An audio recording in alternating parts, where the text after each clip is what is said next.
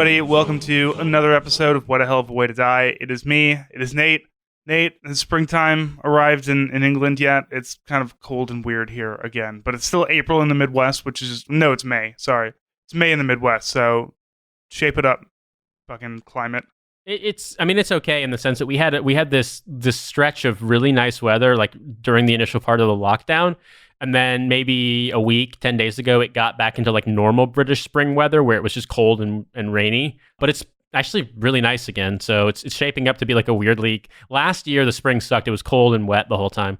It's shaping up to be like a weirdly nice time of year. So, all the better for me to go out, and I'm working on weeding the damn garden and getting my compost shit in order and planting some plants and germinating some stuff. It's great for my like never leave the house or never leave my compound instincts. Not necessarily great for folks who live in like confined spaces who'd like to be outside but they can't because then the Daily Mail will call the cops on them.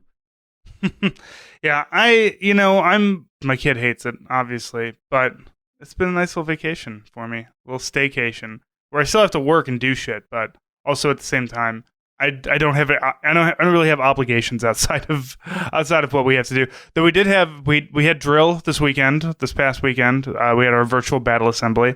I played a lot of video games during it.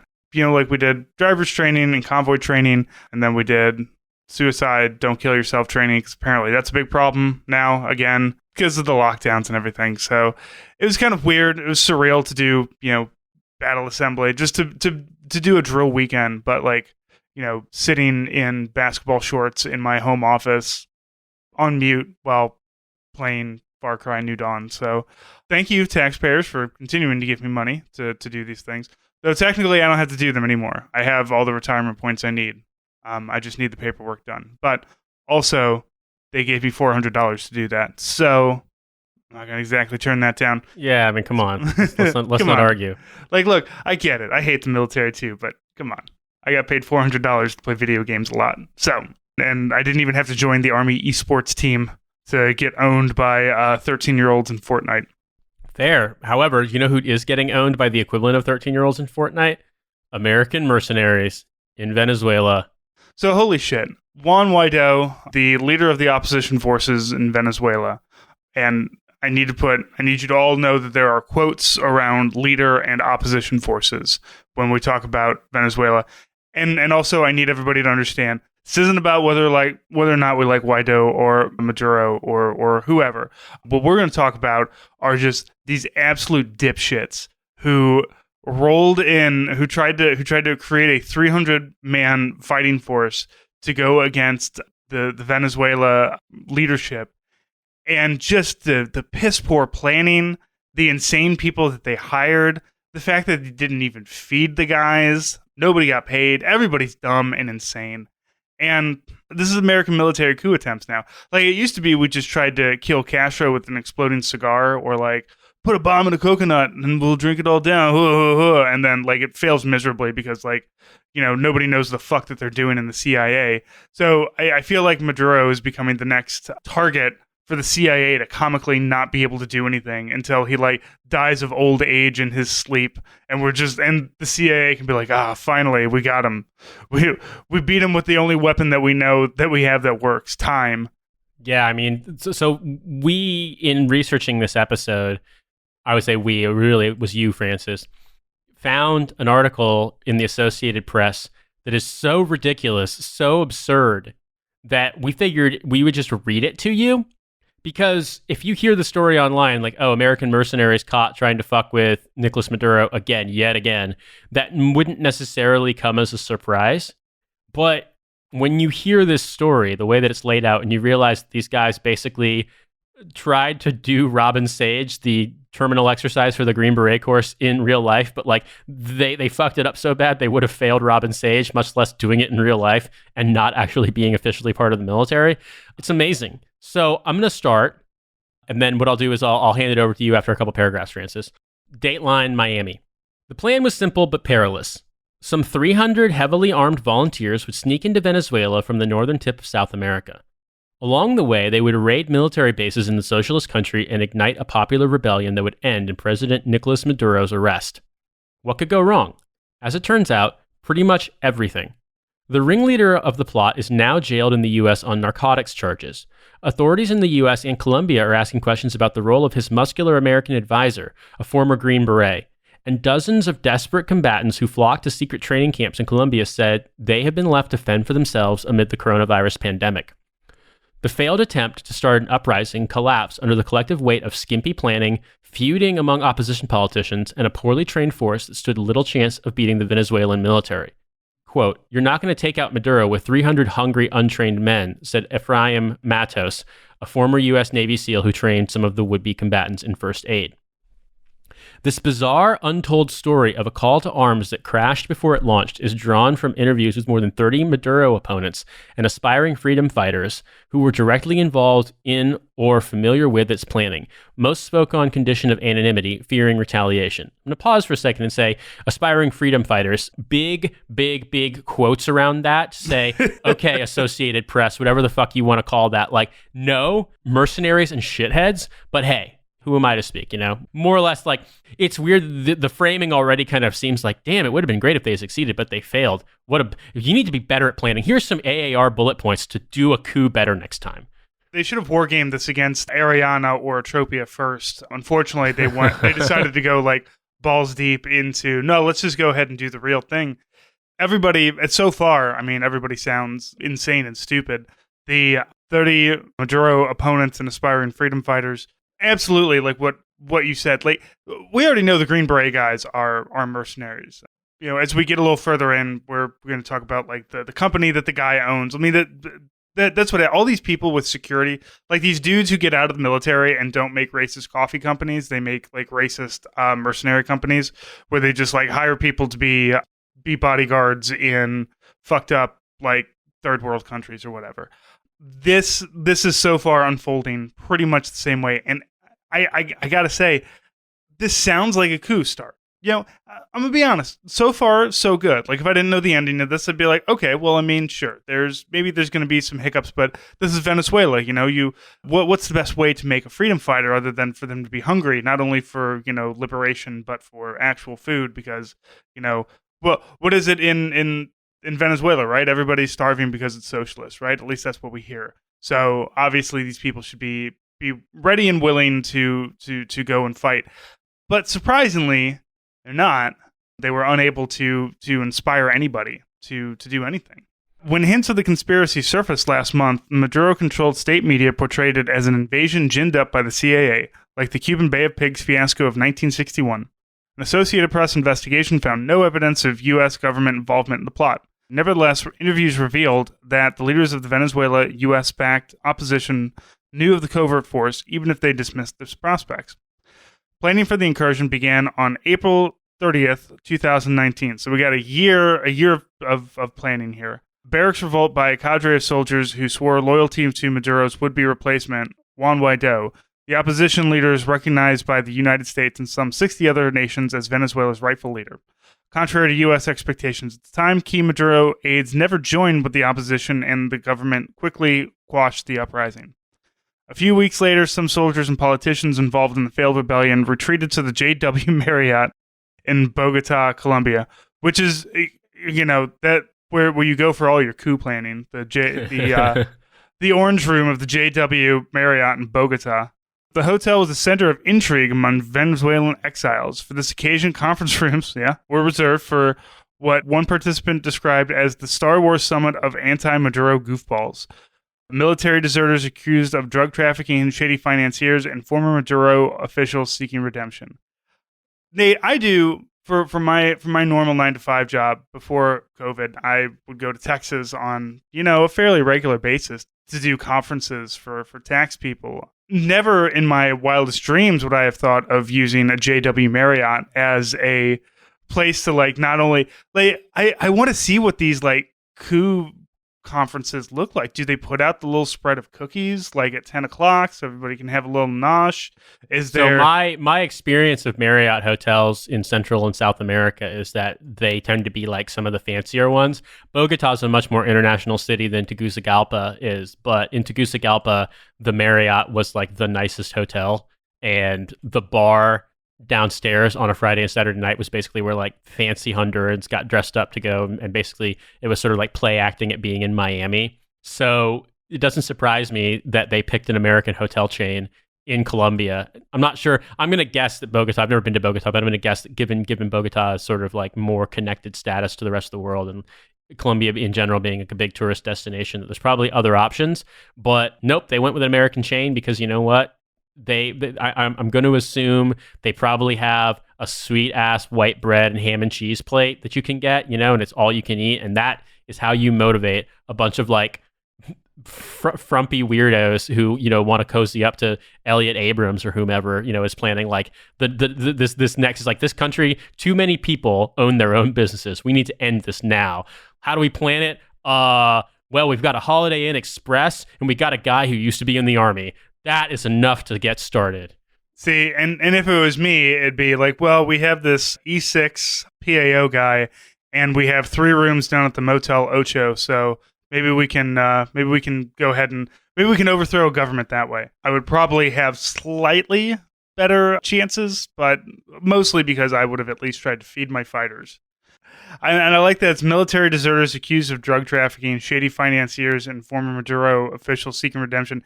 It seems like this JW in Bogota is just the spot where like all the Venezuelan opposition people who keep like getting kicked out of the country because they're all just too stupid.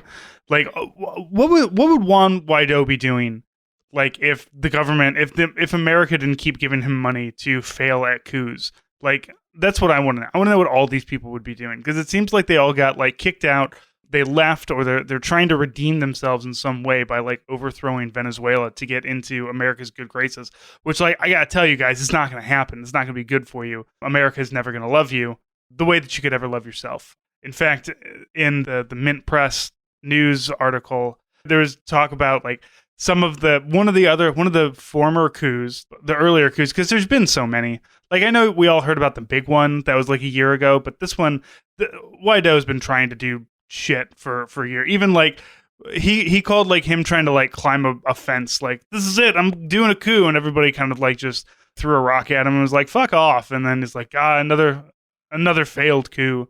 But like a bunch of coup fighters like fled to America and were like, we'll be treated as heroes because, what happened after Guaido, failed, other than he got invited to the White House for the State of the Union and got to sit in the wings and be like, yes, and everybody's like, oh, we have Juan Guaido here.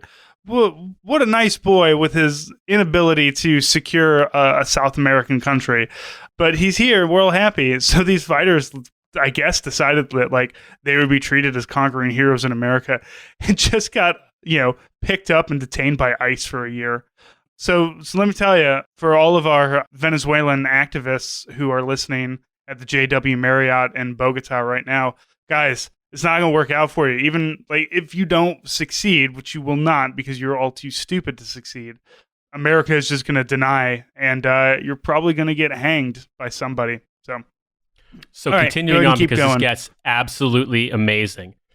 Among those angling in the open lobby was Jordan Goudreau, an American citizen and 3-time Bronze Star recipient for bravery in Iraq and Afghanistan, where he served as a medic in the U.S. Army Special Forces, according to 5 people who met with the former soldier. Those he interacted with in the U.S. and Colombia described him in interviews alternately as a freedom-loving patriot, a mercenary, and a gifted warrior scarred by battle and in way over his head. 2 former Special Forces colleagues said Goudreau was always at the top of his class, a cell leader with a superb intellect for handling sources, an amazing shot, and a devoted mixed martial arts fighter who still cut his hair in a high and tight. Amazing. At the end of an otherwise distinguished military career, the Canadian-born Goudreau was investigated in 2013 for allegedly defrauding the Army of $62,000 in housing stipends. Goudreau said the investigation was closed with no charges. After retiring in 2016, he worked as a private security contractor in Puerto Rico following Hurricane Maria.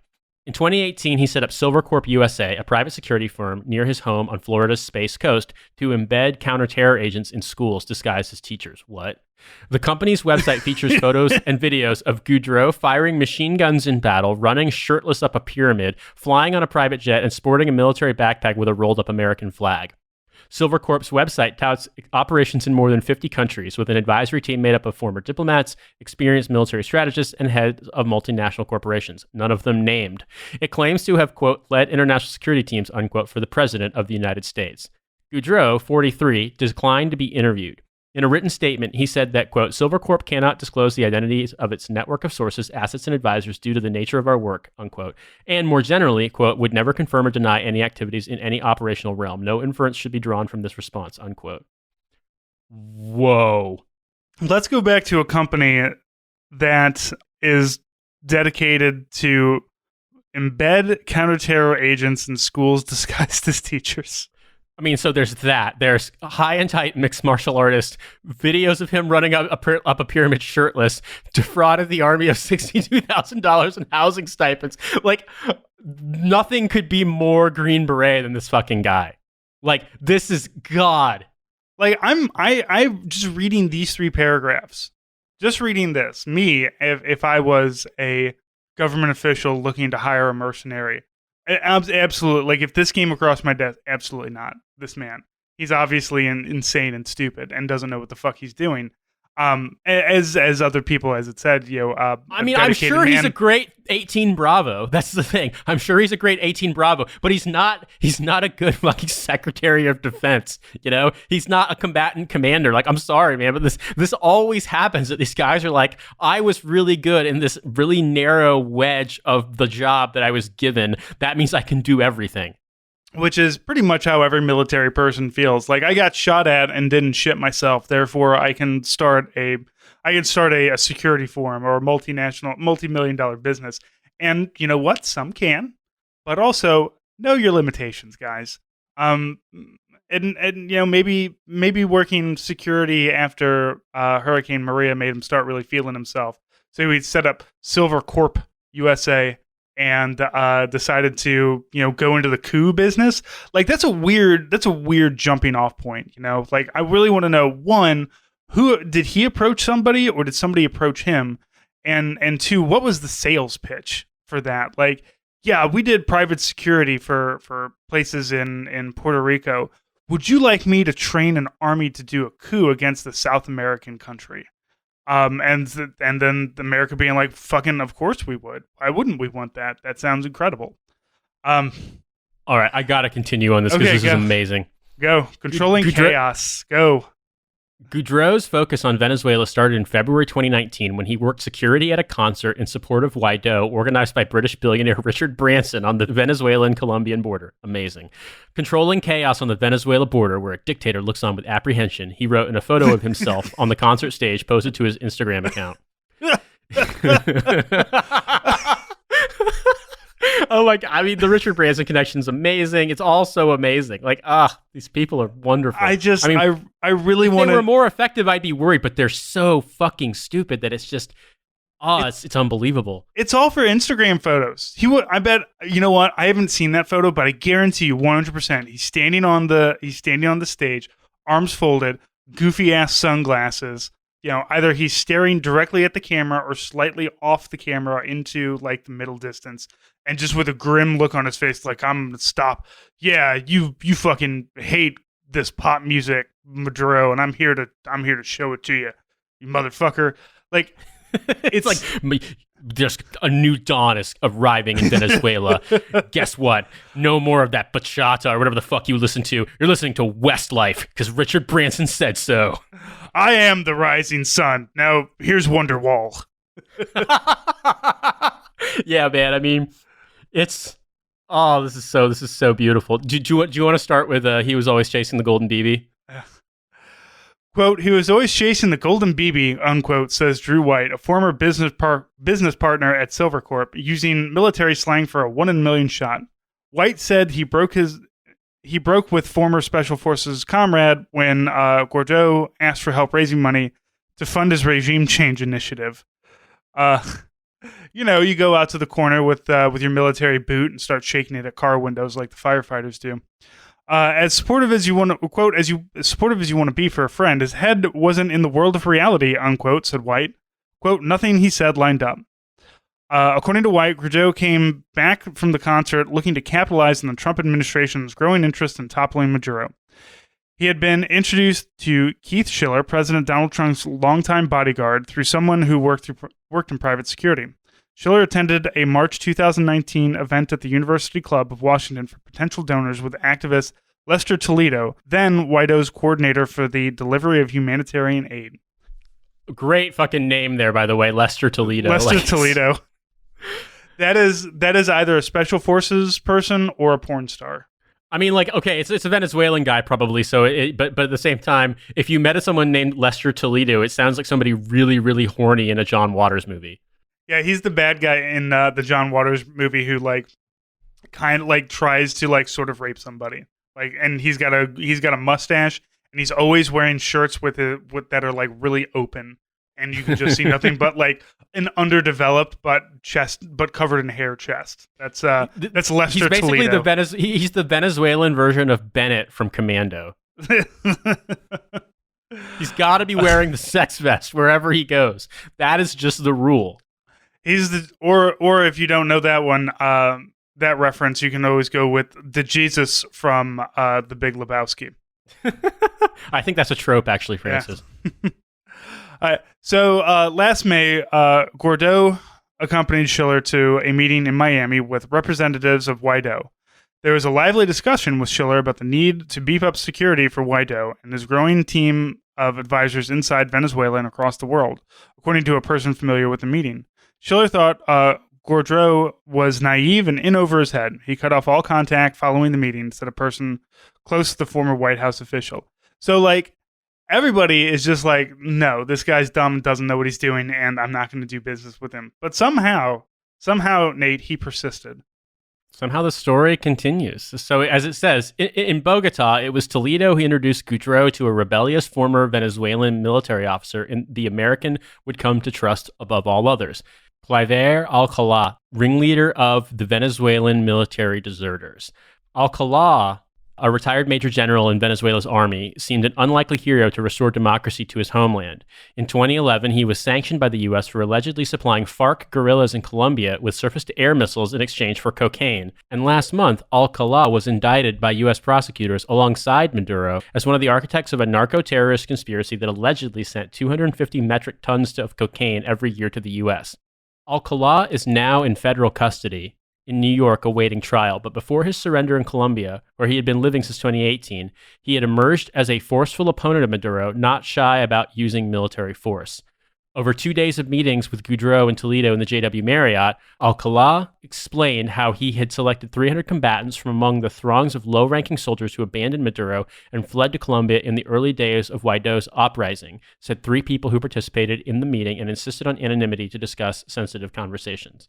Alcalá said several dozen men were already living in the 3 camps he maintained in and around the desert-like La Guajira Peninsula that Colombia shares with Venezuela, the 3 said. Among the combatants in the camp was an exiled National Guardsman accused of participating in a 2018 drone attack on Maduro. So, pause for a second here. This guy basically is doing Iran-Contra, but for cocaine, selling surface-to-air missiles to the FARC, who are, if I'm not mistaken, the U.S. declared enemies, but also wants to overthrow Maduro because maybe Maduro isn't cutting him in on the cocaine. I don't even know. Apparently, cocaine is the currency, which makes sense. It's expensive. Americans love cocaine. British people love cocaine even more. So it makes sense that instead of a Venezuelan local currency, it would just be the de facto currency. But it's hilarious that at this point, the only person who seems to take him seriously, this being Goudreau, the only people who seem to take him seriously are Lester Toledo, also part of the coterie of morons surrounding Juan Guaido, and now this guy, Claver Alcalá, the disgraced cocaine dealer, arms dealer, formerly of the Venezuelan military. I mean, look, if you're gonna do a coup, right? You want your rebellious forces to be, I don't know, wholesome in some way, right? I watched Star Wars, Return of the Jedi yesterday, right? And the rebels, the rebels are good. There's nothing bad about them. Unfortunately, in real life, the rebels are selling surface-to-air missiles to Colombian, and I don't know what the politics of the FARC are. if they're hard right wing or hard left wing. I think they're a left wing group, but I think that conflict is predates. I mean, it's Colombia's conflicts between its left and right contingents have been going on for forever. I think Sure. I'm pretty sure, if I understand it correctly, the FARC were like the U.S.'s declared enemies in the sense that we were providing military assistance and training the Colombian military to fight the FARC. Right. But I don't know a ton about the FARC's politics. I just know that, I mean, I remember that conflict being hot when I was a kid, like a little kid, and it's, there was a peace treaty, but it's still kind of like vague as to whether or not that's really, whether it's actually really ended. Obviously, it's not, because the FARC has a shitload of cocaine to buy surface-to-air missiles to shoot down Colombian helicopters, I assume. So, you don't buy surface-to-air missiles just to have them. Like, it's like, I've just got a shitload of cocaine. It would be great, a way to just, randomly shoot down birds. So there's like, probably, I've got a lot of these surface-to-air missiles that I don't really have any use for, but I love cocaine. So, I mean, in the grand scheme of things, it was just a great business decision. It's the barter system at its purest form. These guys, again, everything here is just like, it would be funny if this was, it would be funnier if this wasn't like real. If like at any point in time, this Green Beret, Goudreau, after everybody just keeps leaving him, was just like, maybe I should go back to doing security for pop stars or whatever. But he really wants, like, he had dollar signs in his eyes. He saw a way to make a little cash on doing a coup. And like, let's be honest, we're leftists. We all fantasize about doing a coup. Just depends on who you're doing a coup against. Everybody, whether you want to do a coup against your fucking state or your local government or your federal government. Everybody has these imaginings. The thing is, we keep them inside our head and we move about our day. We do not hire a Green Beret who obviously is dumb as shit based on like an Instagram post and a Facebook. I just imagine scrolling Facebook and coming across like this advertisement of him shirtless running up a pyramid and just being like, "That's our guy right there. I found it. Don't need to do anything else. We got a Facebook ad." Goudreau told Alcalá his company could prepare the men for battle, according to the three sources. The two sides discussed weapons and equipment for the volunteer army, with Goudreau estimating a budget of around $1.5 million for a rapid strike operation. Goudreau told participants in the meeting that he had high-level contacts in the Trump administration who could assist the effort, although he offered few details, the three people said. Over time, many of the people involved in the plan to overthrow Maduro would come to doubt his word. From the outset, I wonder why. From the outset, the audacious plan split an opposition coalition already sharply divided by egos and strategy. There were concerns that Alcalá, with a murky past and ties to the regime through a brother who was Maduro's ambassador to Iran, couldn't be trusted. Others worried about going behind the backs of their Colombian allies and the U.S. government. But Goudreau didn't share concerns about Alcalá, according to people close to the former American soldier. Over time, he would come to share Alcalá's mistrust of the opposition, whose talk of restoring democracy was belied by what he saw as festering corruption and closed-door deal-making with the regime, they said. More importantly to Goudreau, Alcalá retained influence in the armed forces that Maduro's opponents, mostly civilian elites, lacked. He also knew the terrain, having served as the top commander along the border. Quote, "We needed someone who knew the monster from the inside," unquote, recalled one exiled former officer who joined the plot. Guaido's envoys, including Toledo, ended contract with Goudreau after the Bogotá meeting because they believed it was a suicide mission, according to three people close to the opposition leader. Undeterred, Goudreau returned to Colombia with 4 associates, all of them U.S. combat veterans, and began working directly with Alcalá. This is, well, it's, I understand, right? You present this plan, and the people out there who are just like, this is crazy, this is madness, you'll never do it. And because I'm raised by American media and I watch way too many shitty action movies, it's like, I want the crazy motherfuckers who will get this shit done.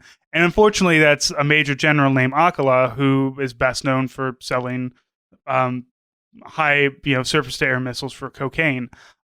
There is no like, nobody stops to think about anything going on here. Like I just imagine for me, Nate, again, if I'm planning a coup, if I'm planning anything like that, and I come across a exiled major general who is exiled because he tried to, because he did sell, high explosives for cocaine, that says to me not to trust this person. I wouldn't put any of my weapons in that person's hands because they might get sold for cocaine. I wouldn't let the man borrow my watch because it might get sold for cocaine, Nate. Like, I can't trust a man who just sells shit off for cocaine. So that's number one for me. Number two, I love that at this meeting is, if you remember back in 2000, I think it was 2018, maybe it was 2016, when somebody tried to assassinate Maduro with basically like a fucking off-the-shelf drone with a bomb strapped to it. That guy is back in the fold, sitting there operating this drone, and now he's just like, well, now here I am at the JW Marriott. But also, Nate, I assume that, like, if you tried and failed to kill a sitting president with a drone bomb, there's not a lot of options left for you other than to keep throwing your lot behind whoever is trying to overthrow this guy, because you're not going to get to go back home until that guy's gone. Like, all these people sound like people who are just like desperate to go back home to Venezuela, and they never will be able to because they tried some comical way of killing the man or doing a coup. Like, there's all these this barracks uprising. Well, they're all gone. Those dudes don't get to go back home. Imagine entire barracks of American soldiers getting exiled for doing an uprising. Those guys are probably going to be trying to get back in, and if it means throwing your lot behind a general who's like keeps sniffing and keeps shoving things into his pockets from around the room, the JW Marriott that you're in, maybe that's the best option you got, Nate. And really, it's just a lot of pity I got. A lot of pity. Alcala and Goudreau revealed little about their military plans when they toured the camps. Some of the would-be combatants were told by the two men that the ragtag army would cross the border in a heavily armed convoy and sweep into Caracas within 96 hours, according to multiple sources at the camps. Goudreau told the volunteers that, once challenged in battle, Maduro's food-deprived, demoralized army would collapse like dominoes, several of the soldiers said. I've heard that before. Many saw the plan as foolhardy, and there appears to have been no serious attempt to seek U.S. military support. Quote, there was no chance they were going to succeed without direct U.S. military intervention, unquote, said Matos, the former Navy SEAL who spent 2 weeks in September training the volunteers in basic tactical medicine on behalf of his nonprofit, which works in combat zones. Matos visited the camps after hearing about them from a friend working in Colombia. He said he never met Goudreau. Matos said he was surprised by the barren conditions. There was no running water, and men were sleeping on the floors, skipping meals and training with sawed-off broomsticks in place of assault rifles. 5 Belgian shepherds trained to sniff out explosives were as poorly fed as their handlers and had to be given away. Motherfucker, you try to do a coup, okay, great, but you abuse dogs? Now I'm furious. Total Marine Todd voice. Matos said he grew wary as the men recalled how Goudreau had boasted to them of having protected Trump and told them he was readying a shipment of weapons and arranging aerial support for an eventual assault of Maduro's compound. The volunteers also shared with Matos a 3-page document listing supplies needed for a 3-week operation, which he provided to the Associated Press. Items included 320 M4 assault rifles, an anti-tank rocket launcher, Zodiac boats, $1 million in cash, and state-of-the-art night vision goggles. The document's metadata indicates it was created by Goudreau on June 16th. Quote, unfortunately, there's a lot of cowboys in this business who try to peddle their military credentials into a big payday, unquote, said Matos. Again, just stick to security, man. You make a lot of money doing security. Don't do regime change. The Associated Press found no indication U.S. officials sponsored Goudreau's actions, nor that Trump has authorized covert operations against Maduro, something that requires congressional notification. But Colombian authorities were aware of his movements, as were prominent opposition politicians in Venezuela and exiles in Bogota, some of whom shared their findings with U.S. officials, according to 2 people familiar with the discussions. True to his reputation as a self-absorbed loose cannon, Alcala openly touted his plans for an incursion in a June meeting with Colombia's National Intelligence Directorate and appealed for their support, said a former Colombian official familiar with the conversation. Alcala also boasted about his relationship with Goudreau, describing him as a former CIA agent. Yikes. When the Colombians checked with their CIA counterparts in Bogota, they were told that the former Green Beret was never an agent. Alcala was then told by his host to stop talking about an invasion or face expulsion, the former Colombian official said. It's unclear where Alcala and Goudreau got their backing, and whatever money was collected for the initiative appears to have been meager. One person who allegedly promised support was Rowan Kraft, an eccentric descendant of the cheese-making family who, along with former Trump bodyguard Schiller, was among those meeting with opposition envoys in Miami and Washington. Amazing. Amazing. It just fucking keeps getting better. So American. We got the Velveeta guy here. He's gonna kick in some money for some assault rifles. Listen, there has been too little queso in Venezuela. I do not understand how these people can live without it, but we're going to solve this problem. Jesus Christ, man. Jesus Christ. Fucking exactly the Velveeta invasion. At some point, Kraft started raising money among his own circle of fellow trust fund friends for what he describes as a private coup to be carried out by Silvercorp, according to two businessmen whom he asked for money. Kraft allegedly lured prospective donors with the promise of preferential access to negotiate deals in the energy and mining sectors with an eventual Guaido government, said one of the businessmen. He provided AP a 2-page unsigned draft memorandum for a 6-figure commitment he was sent by Kraft in October, in which he represents himself as the prime contractor, in quotes, of Venezuela. But it was never clear if Kraft really had the inside track with the Venezuelans. In a phone interview with AP, Kraft acknowledged meeting with Goudreau 3 times last year, but he said the two never did any business together and only discussed the delivery of humanitarian aid for Venezuela. He said Goudreau broke off all communications with him on October 14th when it seemed he was intent on a military action. Quote, I never gave him any money, unquote, said Kraft. Okay, so just pause for a second. Incredible. Just even more incredible. All right. Back in Colombia, more recruits were arriving to the 3 camps, even if the promised money didn't. Goudreau tried to bring a semblance of order. Uniforms were provided, daily exercise routines intensified, and Silvercorp instructed the would-be warriors in close quarters combat. Goudreau is, quote, more of a Venezuelan patriot than many Venezuelans, unquote, said Hernan Aleman, a lawmaker from western Zulia state and one of the few politicians to openly embrace the clandestine mission. Aleman said in an interview that neither the U.S. nor the Colombian governments were involved in the plot to overthrow Maduro. He claims he tried to speak several times to Guaido about the plan, but the opposition leader showed little interest. Quote, lots of people knew about it, but they didn't support us, he said. Quote, they were too afraid. Yeah, that's it. They were too afraid. Yeah, surely they were like, this is a great plan, but I'm too scared. I am too big of a baby to go along with your amazing plan. That's absolutely going to succeed.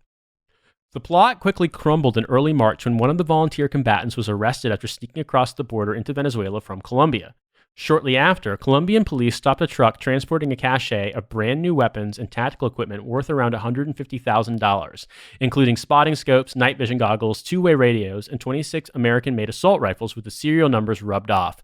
15 brown-colored helmets were manufactured by High-End Defense Solutions, a Miami-based military equipment vendor owned by a Venezuelan immigrant family. High-End Defense Solutions is the same company that Goudreau visited in November and December, allegedly to source weapons, according to 2 former Venezuelan soldiers who claimed to have helped the American select the gear, but later had a bitter falling out with Goudreau amid accusations that they were moles for Maduro. Company owner Mark von Reitzenstein did not respond to repeated email phone requests seeking comment. Oh my God.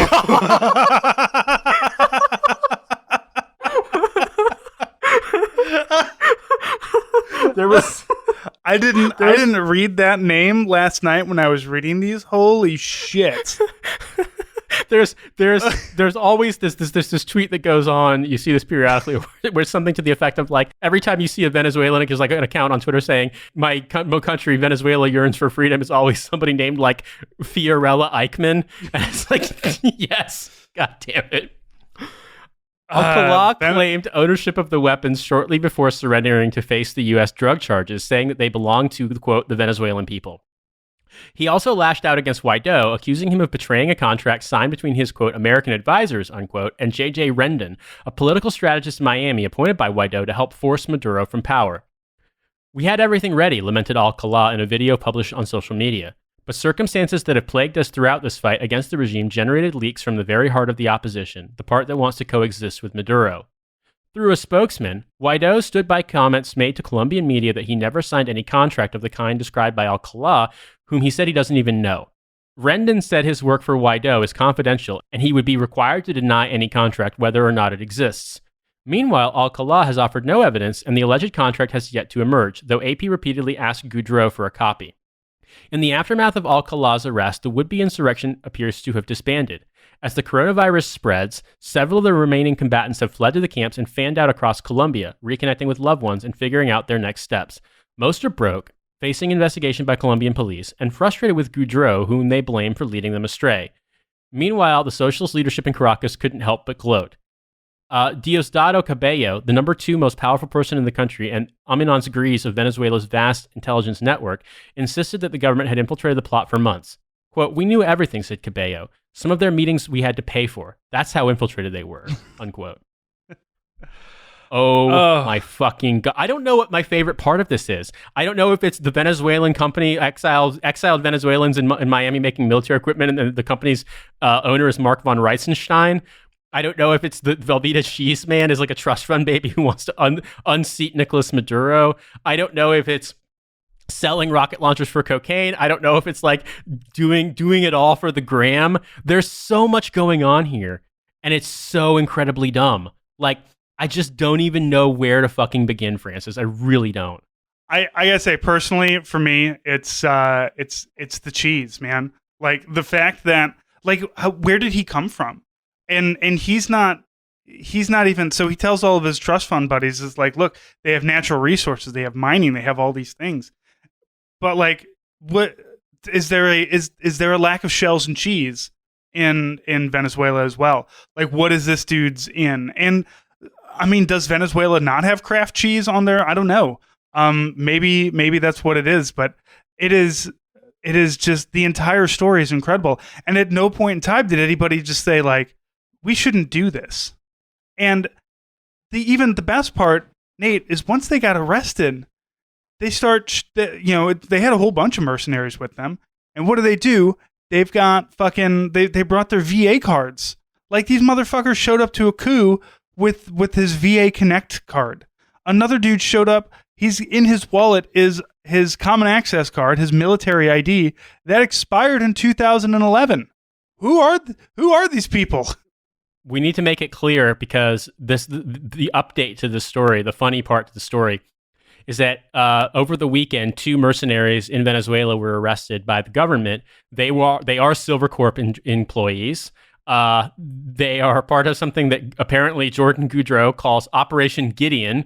And these 2 guys' names are Aaron Berry and Luke Denman. And like you said, they're former Special Forces guys, and they had military ID or their VA ID cards with them.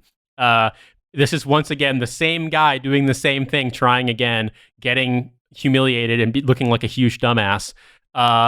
So once again, like, apparently the thing that's keeping Nicolas Maduro in power is the fact that the people who want to overthrow him are incredibly venal, incredibly dumb, and incredibly lazy, and also really bad at sussing out complete lunatic morons. Because if Trump's bodyguard is like, oh yeah, this guy's a dumbass, he doesn't know what the fuck he's talking about. Like, if Trump's guy is like, oh yeah. No, I mean, the guy who like has, all of the weird, like, walking abortion looking fucking right-wing grifter people, the kind of people that keeps like the Kraft cheese son in his orbit, if even those people are like, oh yeah, this guy's dumb, this guy, he can't deliver anything. Surely they must know, right? Surely they must be able to sense it. And yet it keeps happening. Well, Maduro should sleep well at night. The fact that he knows that we can't do a direct, we're not going to do any direct military operations against Venezuela. We're not just going to start bombing it like we did Iraq. We already know that's not going to work out. So as long as we keep, trying to do regime change in like the most comical way, and really, Nate, what happened? Didn't we used to do regime change like fairly easily in South America? Like, did we become really bad at this, or is everybody just like, they already know our bullshit, so they're like, no, it's... Well, I think what's the big difference here, and compare this to Bolivia, for example, is that when Hugo Chavez led the revolution in Venezuela, and I don't know a ton about Venezuela, but I do know a little bit about this. Chavez was a military officer, and I think the Venezuelan military is squarely on the side of the government. And there are obviously dissenters. I mean, we heard about Alcalá, but like, it's just not enough. Like, it's not by the same thing where something like Chile or something like Bolivia, or places where basically the military is basically a ton of people with German last names who are all extremely right wing and racist. Like, it's just Venezuela is just not the same in that regard. And so the normal standard thing that the US would do is basically tell the military, like, we absolutely will support you if you do a coup. And then the military does a coup to basically sustain all of the right-wing grievances that they have, against a popular government. Of course, the problem you're going to run into is if you fail your coup, the American government's going to say, I don't even know who that person is. I don't know what's. Yeah. They might let you get, asylum in Uruguay if it's the 70s, or apparently in Colombia if it's the nows. But they're not gonna own up to it. And so I think there's so much in this story, but I think the thing that really is that the opposition figures are all like McKinsey fail children. They're all just like delicate soft boys who have grown up in like the most like princeling circumstances in Venezuela or elsewhere. They can't lead an organization to save their lives. Apparently, the only thing that matters is like drawing up diagrams for who gets to exploit Venezuela's natural resources once they overthrow the socialist government. Like, it's all so mask off that it becomes a parody. Like if I had written a parody of a failed right-wing sponsored coup in Venezuela, I would feel like having the Kraft cheese guy and a person named like Adolfo von Eichmann, or damn Venezuelans in exile, like Rudolf Himmler or whatever this guy's fucking name is. Like if I would have found that to be too on the nose, and yet it's real. It's all real. So in that regard, this is so amazing. It's so mask off. It's so unfiltered of like what our interests are and what we actually want to accomplish in the region, and what the Trump regime would see as preferable, and what Nancy fucking Pelosi would see as preferential too, because we all know the Democrats love Juan Guaido. They think he's a hero in waiting, even though he's a complete idiot. He's basically Juan Guaido. The best way I could describe it is that he's like, if you're familiar with the sort of the gated community Latin American fancy lad, he's basically that, but also Al Gore in a way. Like, he has all of Al Gore's gravitas and charisma, but he's got that extremely Latin American, like, grew up, going to boarding school in Switzerland, doesn't actually know anybody who doesn't also live in a compound level of like removed from normal society. So it's all so incredible, so unbelievably great. I'm still just trying, because, I feel like this was probably not, and if you look into more of this, like there are more articles about how this Green Beret guy, the reason why he's so openly talking about a lot of it is because he didn't get paid. He didn't even get like, he was supposed to get like a $1.5 million retainer, and he didn't get that from the Guaido people or whatever they are. He never got any money. So he's just like, yeah, fuck them. I'll give you whatever, because they didn't pay me. So why should I give them their anonymity? And every side of this, the thing is that, Nate, every side of this is stupid as fuck, and nobody can recognize that the other side is stupid as fuck. So all that happened is like, no money was made, no people were saved, and like eight dudes got killed. Like, some of them Americans. That's it. That's the outcome of this planning at a JW Marriott in Bogota, of importing, rifles from a German sounding named Venezuelan exile in Miami. All it led to is 8 people dead. And like, really, it's comical of just like how this keeps happening, Nate. I guess that's my real thing, is that America really doesn't belong in South America. We've talked about this. The United States does not belong in South America at all, unless we're like providing aid in some way that isn't at the end of a gun. But goddamn, we keep trying, Nate. We keep trying, we keep failing, and I don't. I guess say it for that Americans, that can do American spirit of just like, we're not giving up. We're Americans. We'll never give up. So let's put some explosives in a paella and see if we can get them that way. Like, that's how it's just going to come down. It's going to come down to like poison toothpaste that like one of his aides is going to brush his teeth with, and Maduro's going to be like, God damn it, CIA. It's very Rocky and Bullwinkle, like Boris and Natasha level spy shit. And I expect better out of America, but also I don't. So, if we're going to I never do. Yeah. we're just never going to do a coup, right? It's never, we can't do the shock and awe. We can't, finance a crazy Green Beret to train 300 soldiers without them just like wandering off because we can't feed them. We can't do anything, man. Like we're basically the Soviet Union, and like the only thing we have is like logistics and bodies, and that's it. And money printer go burr for doing stock buybacks and CEO bonuses. So normally I would plug our bonus.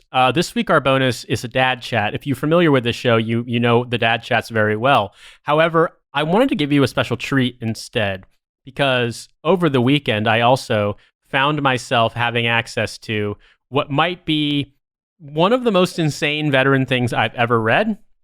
And I believe it was a Facebook post, but I didn't feel like I was qualified to speak on this. And I found this from following the Minion Death Cult podcast, so definitely check them out.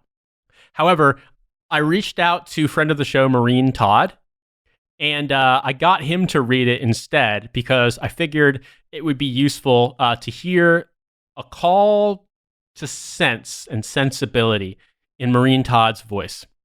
So, I just heard about a veteran who's struggling with PTSD during this shit because a trigger for them is people with masks that look like hijabs. They're in fear that everyone is about to try and blow them up. Just to put it into another perspective for you assholes out there, for you superheroes, you're causing mental distress for real heroes. Shut the fuck up and pull your heads out of your asses. Humans who signed a contract and gave an oath to die for your rights are being traumatized by your actions, and you want to be called a hero for a day's job that you chose you can quit. You complain that you're not safe. What if you then that you don't have the proper equipment? Shut up. Join the military. If they take your entitled ass, then you can complain about gear. Complain about wanting extra pay like those who cannot work. Complain about hazard pay. Shut up. If you don't like your job, you don't feel safe, no one's forcing you to be there, you can quit. You just want your 15 minutes. You knew the risks. You signed the paperwork on possible diseases. Do your job. Go home. Be thankful. You could be the guy trying not to kill everyone around him every day from the trauma he sustained in a war he fought for you. Anyway, thank you, Marine Todd. We appreciate your service. Thank you for not punching the professor today. So yes, this has been What a Hell of a Way to Die. It's me and Francis, and thank you so much for listening. Once again, there's a link in the description of the show to our bonus where you can hear us do dad chat and a lot of other things, because we do an episode every week and we have been for a long time. So there's lots and lots of bonus content out there for you to listen to if you are interested in our spicy hot leftist takes on the military from two guys who were dumb enough to join the military in the first place. Anyway, Francis, anything else for us? You can follow me at Army Strang, follow Nate at In These Deserts, follow the podcast at Hell of a Way. We're on Facebook, we are on YouTube. Hopefully I'm going to be getting some more writing in on our website, hellofawaytodie.com. And if you want to be interviewed, if you know somebody that we should talk to, if you've just got some ideas for the show, we're always open for suggestions. We've been doing it for 3.5 years, but we're always willing to kind of see what else we can do. We want to talk a little bit more about Midwest politics too. So feel free to reach out to us. And you can do that either into one of our DMs or Sergeant Joker at hellofawaytodie.com. And as always, thank you all for listening. Thank you for your support. And Nate, we'll talk to you next week.